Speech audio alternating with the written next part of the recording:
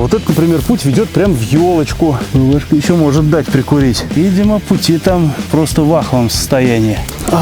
Запах тепловоза. Тяжелая техника сюда вряд ли пройдет. Здорово, путешественники! Сегодня будет несколько необычная история. Дело в том, что я нахожусь на севере Кировской области, в маленьком поселке Лунданка. Ну, если быть точнее, не совсем в поселке, а рядом с ним, на территории бывшего леспромхоза. С 1948 года строилась узкоколейка для подвоза добытого леса. В 1950 году она заработала. На ней работали тепловозы Ту-4 на магистрали, мотовозы МД-54 на усах, ну потому что мотовоз легче, а усы были все кривые. В общем, все это дело как-то худо-бедно функционировало, классика жанра, 90-е, разруха, все разбиралось, все резалось, и вообще этот леспромхоз стал банкротом. Совершенно типичная история. Необычно здесь только одно. С 2005 года этот леспромхоз, ну тогда еще брала в аренду, вот слушайтесь, 2005 год, компания АСР Групп. Звучит как что-то для отмыва бабла на лесе. Однако сейчас 2023, я приехал в эту Лунданку, ожидая увидеть некроту, разруху и прокатиться по узкоколейке. Не получилось из этого ничего. Значит, касаемо разрухи. Разрухи точка нет. Здесь все живое, здесь все работает. АСР Групп смогла. А касаемо пионерки, ну это здесь вот так вот вроде бы более-менее. Но по факту здесь совершенно непроезжая такая топь. И идти можно только по шпалам для вот этого огромного крана. Вообще, еще в газете «Вятский край» в номере за 11 ноября того же 2005 года рассказали, что умирающий леспромхоз взяла в аренду фирма АСР Групп. Якобы дела пошли в гору.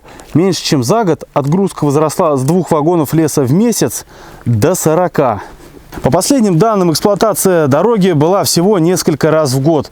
Ну, не особо-то и активно ее эксплуатировали, а-ля Болонь. Но сегодня, когда я только пришел в этот, даже не леспромхоз, а лесодобывающую компанию, я увидел огромную кучу рельс. Вот я ее сейчас вставлю. Честно говоря, я думал, что все, дороги полная хана. Ну, логично, живем уже глубоко в 21 веке, когда харверстером или форвардером уже, в принципе, никого не удивишь.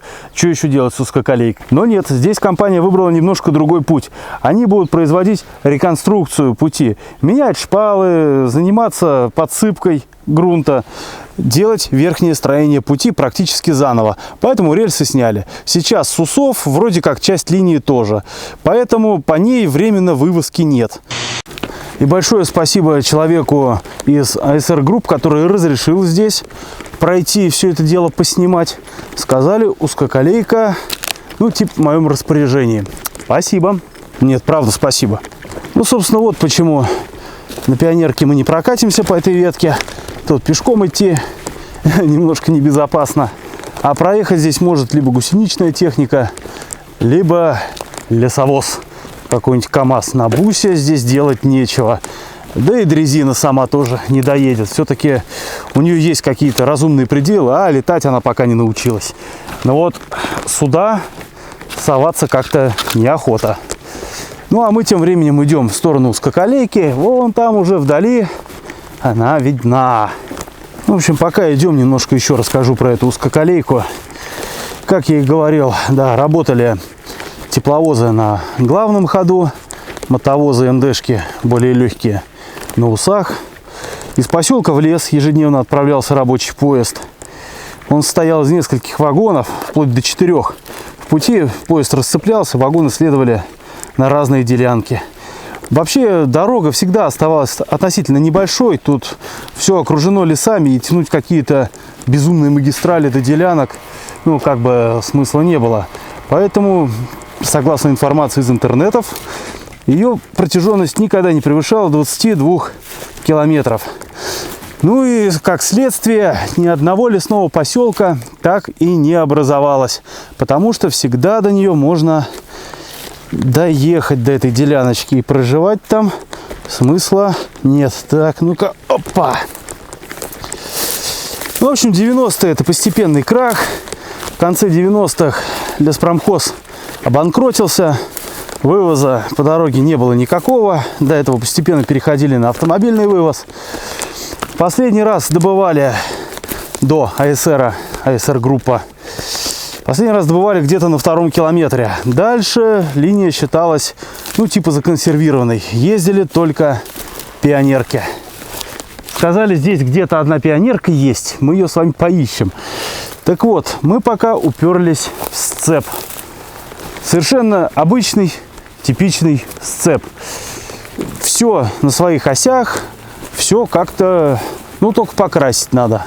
А в остальном, ну да, крышки потырили у букс. Ай-яй-яй. Причем все. Все буксы скольжения без крышек. Ай-яй-яй. Путевое развитие, ну, относительно разветвленное. Вот с этого пути сняли рельсы. А вот тут вполне себе. Вот этот, например, путь ведет прям в елочку, а этот куда-то туда. Ну, мы попозже прогуляемся. Пока что сцепы, сцепы, сцепы. Ну, что логично для лесовозной узкоколейки. Шпалы, конечно, уже труха полнейшая. Ну, сколько лет без движения. А вот и четверочка. 2144. Приятного серо-ржавого цвета. И, что примечательно, с сохранившимся гербом. Причем хорошо он так сохранился. Ля, любо-дорого смотреть. 3 очка. И вполне себе открытая кабина. Ну, давайте посмотрим.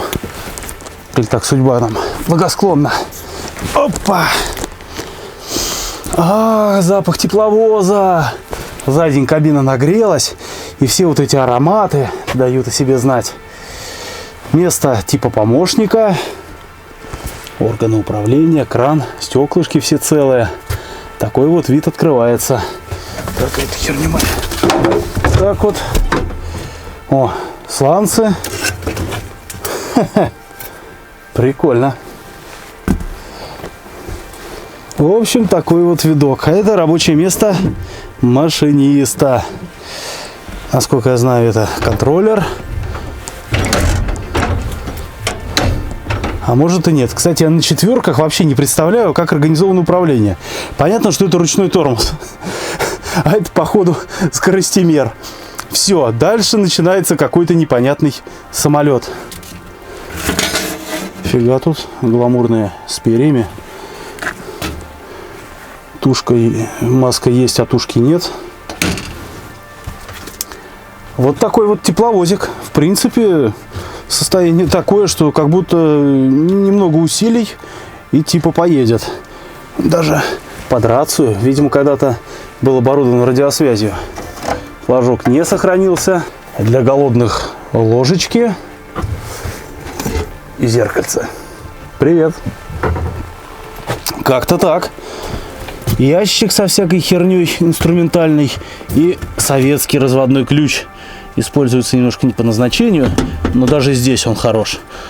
Кресло таки не люфтит. Да, долго можно на это любоваться.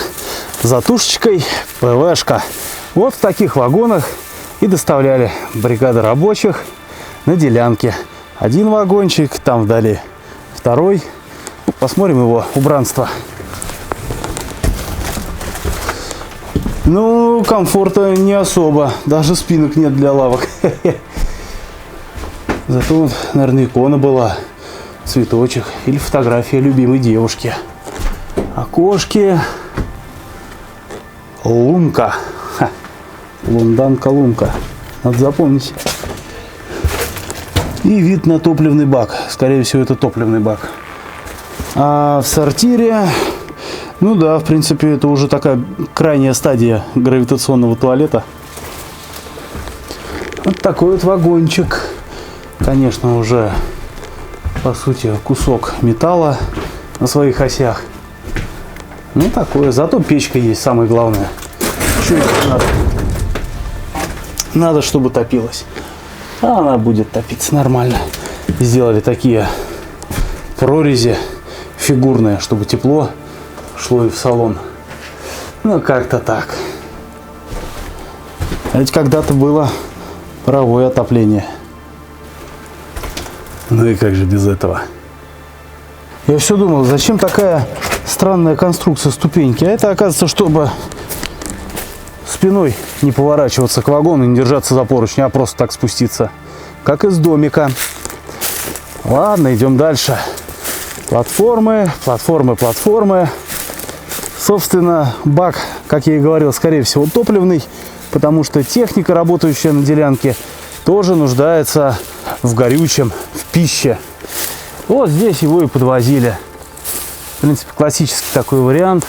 Огромный топливный бак, а там шланг, рукав, через который можно было эту технику и заправлять. Тоже хочу обратить внимание, насколько сцепы свежие. 89-й год. Краска вот такая вот серо-синяя. Что-то мне подсказывает, что это еще даже заводские тона. В 89 году его построили, а в конце 90-х уже все. То есть он проработал, ну, по сути, меньше 10 лет. Практически целочка по узкоколейным меркам.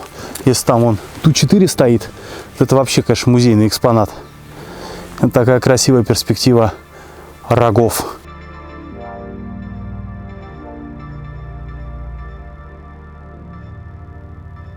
А нет, немножечко наврал. До этих крышек добраться еще не успели. На этом куст путей, состоящий всего из двух путей, сходится. Но он не единственный здесь. Вот, например, еще одна вереница. Давайте ее посмотрим с другой стороны, чтобы по солнышку.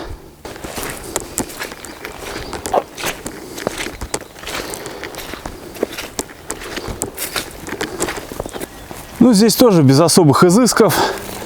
Красивая, эстетичная, олдскульная платформа Демиховского машзавода, как написано, 73-го года. И Ту-6Д. Красавчик. Конечно, манипулятора ему прям не хватает. Потому что смотрите здесь, что есть. Вот эти вот штуки сбоку. Это упоры гидравлические. Он себя поддомкрачивает, чтобы не на колесах стоять, а стоять на земле более устойчиво. И манипулятором проводить какие-то манипуляции. Манипулировать. Ах, манипулятор. Карданы на месте, раздатка, все в каком-то масле, все в каком-то солидоле. Двигатель стоит, дизелек. Какие-то провода даже свежие. Держу пари, его относительно недавно запускали. Уж очень он живой. Уж слишком он извиняюсь, не засрат. Неплохо. Он кабель на массу какой идет. Так полагаю, это стартер. Ну да. Огромный какой. Здесь же бетонный блок, я так полагаю, для утяжеления. И закрытая кабина. Значит, техника точно рабочая. Да, еще и прожектор такой повесили яркий. Да. Признаки вообще того, что что-то рабочее, оно под замком. И стекла целые. В принципе, здесь все и видно. А как вам такие тормозные башмачки? Ладно, подошва, ну вот это вот металюга. Ну, в принципе, очередная ПВшка и еще пара платформ. Да, ПВшки примечательны целыми стеклами. Как-то привычно видеть эти вагоны либо на боку, либо распиленные пополам, либо без стекол. И этот же все на месте. Телеги тоже старые. И даже есть какая-то подвагонная арматура. Ну-ка. О, остатки воздухораспределителя. По центру там тормозной цилиндр висит. А здесь резервуар, скорее всего, запасный. И оно как? Все серьезно. ПВшка еще может дать прикурить. А телега прям как на Даджелдоре. Из швеллера. Поперечинка, видите? Вообще нравятся мне вот эти старые телеги. Такие монументальные, кондовые. Все-таки в этом есть что-то такое вот, что цепляет. Тележка тоже немножко отличается. Какая-то она такая, прям жирненькая, что ли. Крышки массивные. Вот прям напоминает тележку классическую 18100 из-под обычных грузовых вагонов на широкой колее. Что-то вот прям по атмосфере похожее. Хотя, конечно, это совершенно разные телеги. Никак друг с другом не связаны. Тут опять можно поиграть в поиск вне расписания. А там уже начинает зарастать лесочек. Пока еще мелкий молоднячок.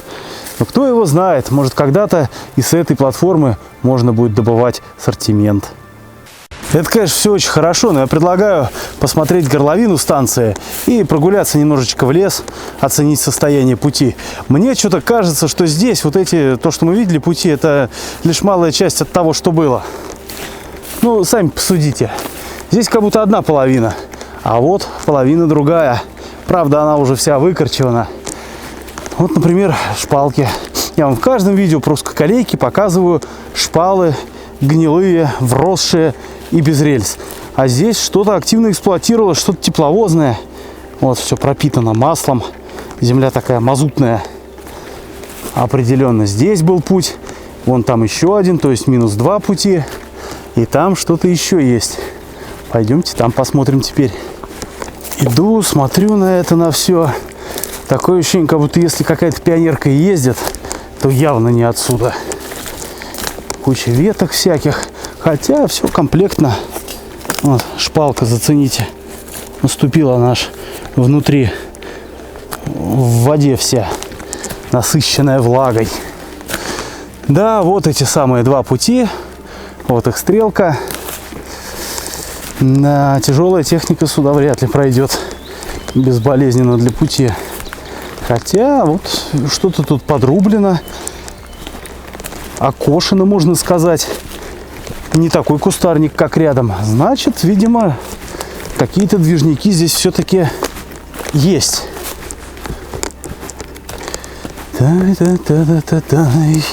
О, как!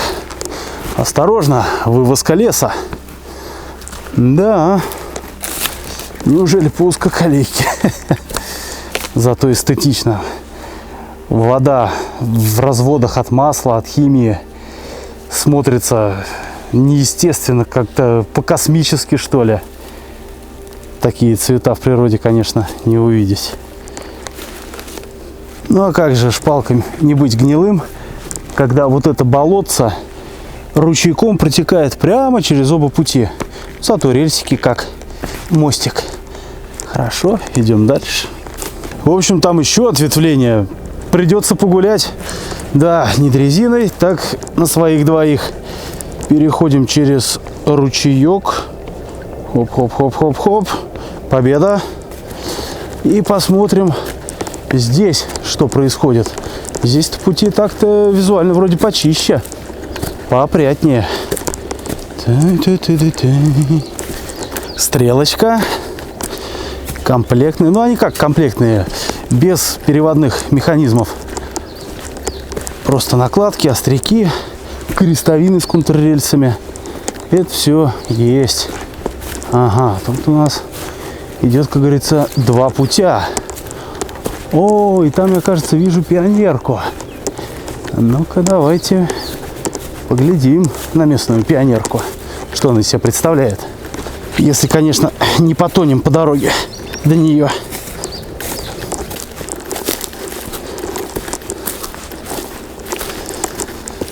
Знаете, ребят, я сейчас на нее смотрю и думаю, может и к лучшему, что мы на своей-то здесь не прокатимся.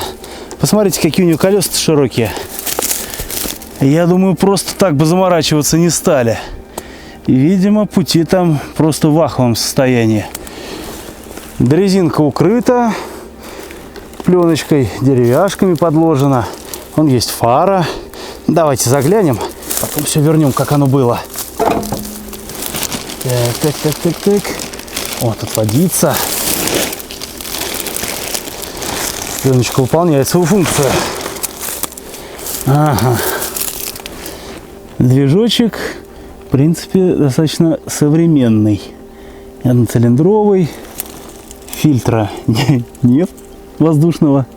Коммутатор висит. Подвешен. На болтике закреплен. Цепь легенькая, маленькая. Привод только на заднюю ось. Интересно, подвешивание реализовано. Я такой конструкции еще не видывал. А так, да, всякие подвесы на движок, фильтр, бак вот он снизу. Катушка зажигания. Это там педалька, это тормозилка. А вот это, видимо, это газулька. Так, давайте посмотрим еще с другой стороны. Ну, естественно, как положено, есть какое-то отделение, куда можно грузы цеплять. Более того, даже бабкина резинка на месте. И не потеряла еще свою эластичность. Значит, видимо, нет-нет, докатаются на ней. Ух, колеса, конечно, похожи на какой-то, честно говоря, самопал. Посмотрите, профиля как такового никакого нет. Гребень какой-то. Это вообще какой-то на колхоз похоже. Или просто оно износилось настолько, что его переваривали. Потому что вот это колесико намного аккуратнее. А это расчехленный вид с другой стороны. В принципе, какая-то в этом эстетика есть. Тормоз на одно колесо. Вот сейчас на педальку нажмем. Вот так вот. Чем страшнее, тем сильнее будешь тормозить. Собственно, элементарная рычажная передача и колодка с какими-то накладками, не деревянные. Сцепление, передачи, а это газулька. Вот такие вот нехитрые приборы управления. Ну, хозяин, не серчай, тут немножко присяду. Такая поджопничка есть. Вот специально, ну-ка. О, сел. Ну, такая мягенькая. Есть, значит, тумблера. Видимо, зажигание, свет. Светом недавно занимались. Вот такая техника рабочая. Ну что, хозяин, лайк тебе за технику. А вы поставьте лайк этому видео. Потому что в Лунданке такую штуку откопать. Это нам круто повезло, что еще добро дали. Так, дорогой собственник дрезины, если ты смотришь, не переживай, я все укрыл так, как и было.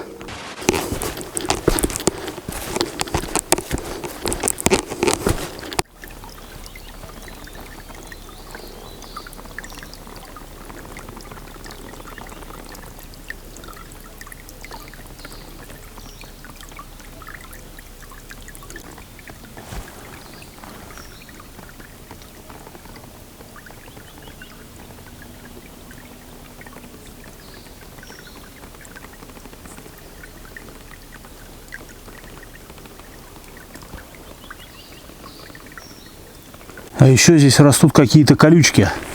Я таких никогда не видел. Больше похоже на какую-то вроде южную тему. Хотя мы ближе к северу. Очень необычно. И еще такой момент. Дрезина там, а стрелка зашита в сторону путей отстоя. Может, действительно там что-то ездило? Та же Ту-6Д, к примеру. Остается только гадать, друзья. Гадать и топать дальше. Посмотреть, куда идет крайний перед перегоном путь. А вот, кстати, и вид на перегон. Рельсы волнистые, но геометрия вроде соблюдена. Будет качать влево-вправо. А нас интересует вот это вот. Казалось бы, куда оно могло идти? А рельсы уже и сняты. Ну, может быть, в той куче есть металл и отсюда. Вот это уже готов.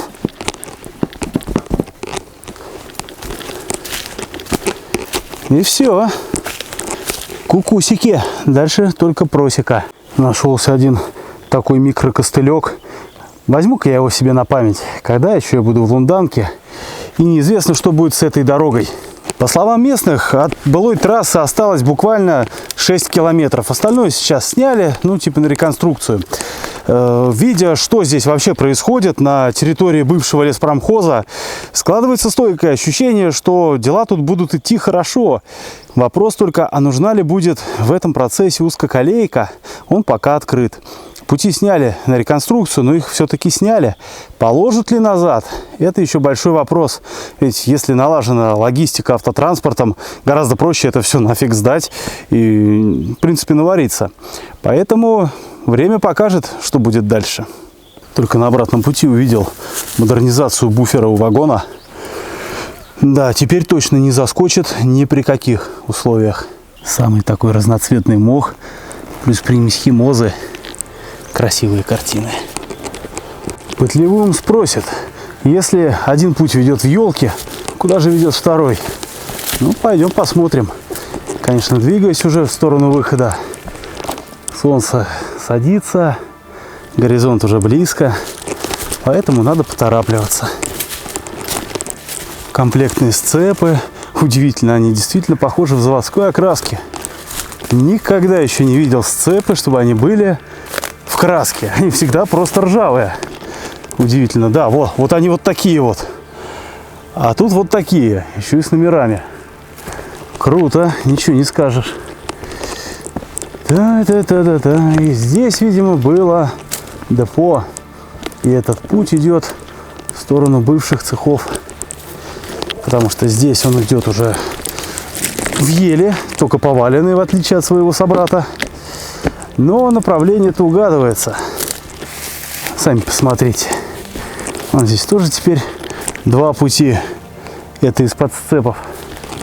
Такое незатейливое путевое развитие. Но здесь, видимо, сейчас не используется это никак. А рельсы вон как выгнуло. Да. Как спиралька ДНК переплетаются. Ну, а здесь просто все перепахано колесами. Судя по следам, бывшее локомотивное депо стало теперь частью мехдвора. Теперь оно обслуживает не железнодорожный подвижной состав, а автотранспортные, значит, единицы. Вон даже кое-где бетон положили. Ну вот как-то это и выглядит сейчас. Невооруженным глазом видно, что туда заезжает колесная техника. Решил обойти депо с другой стороны, а тут начинается хай-тек. Все в стеклопакетах. Помните, раньше были такие квадратные стекляшки, из них целые стены возводили в рабочих или промышленных территориях для естественного освещения. Вот это уже вообще новое слово. Необычно. Впервые вижу такую реконструкцию. Узелок стоит. Ну, как бы ладно, это все хорошо, но мы сюда пришли ради немножечко другой штуки. Вот, посмотрите, пожалуйста. Трелевочные трактора. Когда мы были с вами в музее леса в городе Шарья, я вам говорил, что вот подобная техника, конечно, ей уже место действительно в музее. Все-таки харвестеры, форвардеры, да. И также я там замечал, что все равно эта техника будет еще эксплуатироваться и эксплуатироваться.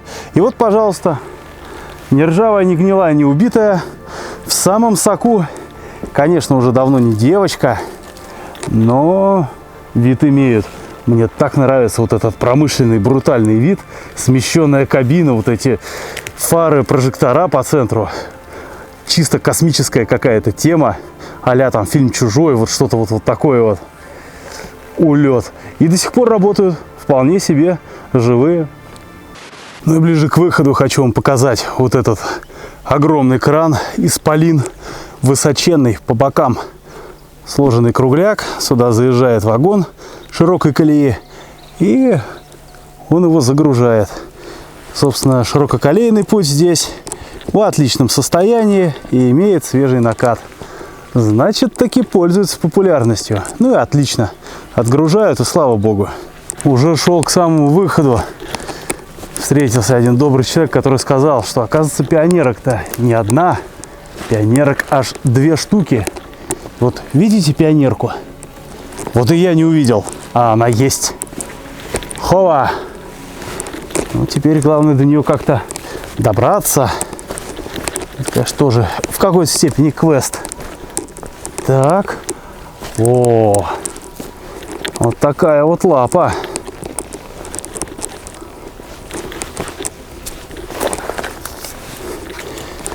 Странно, как ее до путей-то вообще тараканить?